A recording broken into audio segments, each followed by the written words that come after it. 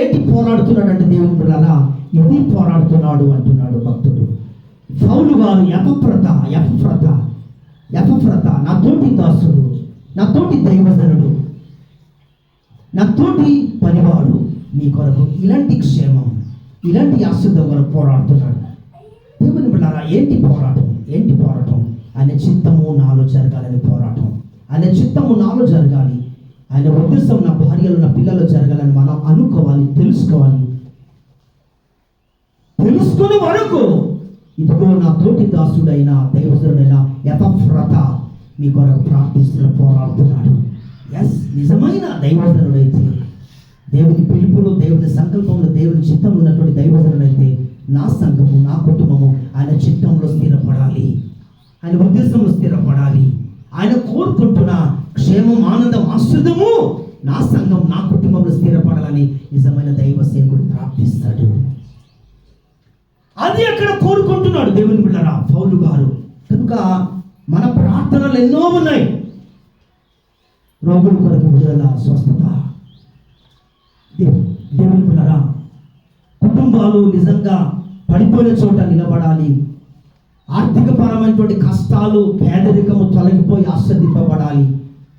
ఇది మంచిదే, చేయాలి.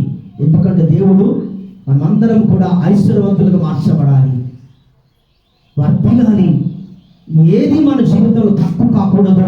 సమృద్ధిగా మనం భూమిలో వర్ధిల్లాలి, భూమిని నిండించి మనం విస్తరించాలి.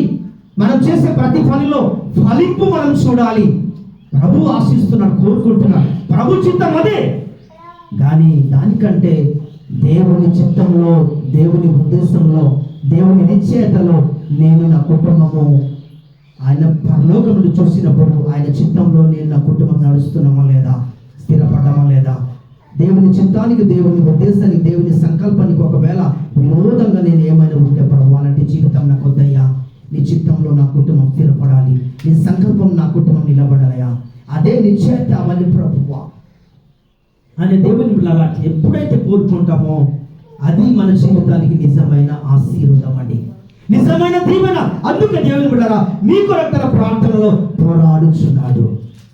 ఒక కుటుంబం ఆత్మీయతలో స్థిరపడాలి, ఒక కుటుంబం ఆధ్యాత్మికంగా స్థిరపడాలి, ఒక వ్యక్తి దేవునిలో మారాలి, ఒక వ్యక్తి పాపం నుండి బయటకు రావాలి, వ్యసనం నుండి బయటకు రావాలి, శాతాన్ హస్తం నుండి విడుదల పొందాలి, పాప సంబంధమైన చీకటి రాజ్యం నుండి ఆత్మ సంబంధమైన జీవపు మహిమ కలిగిన సౌందర్యమైన రాజ్యంలో రావాలనై ప్రార్థన ఒక దైవ సేవకుడిది అయి ఉండాలి, ఒక సంఘంది అయి ఉండాలి.